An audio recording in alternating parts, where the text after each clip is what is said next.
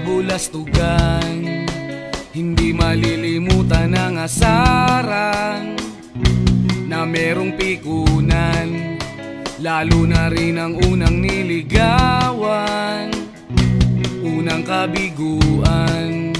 At dyan seryoso ang usapan, ang pagdadamayan ng tunay at tapat na kaibigan.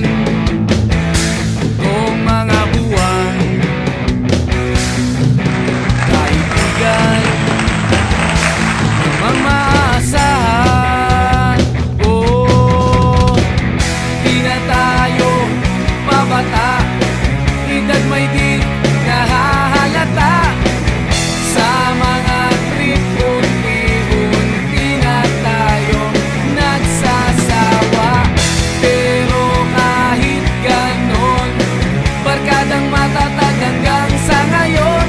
Minsan man magkita, tsak may kwela ang aking mga tropa.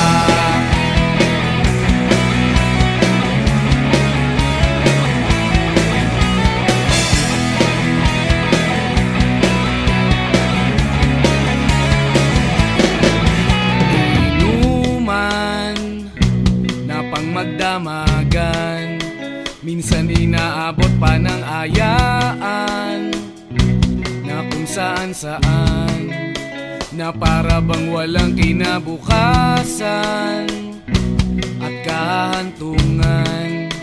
At dyan nasiseryoso ang usapan, ang pagpapayuhan ng tunay at tapat na kaibigan. Kung mga baliw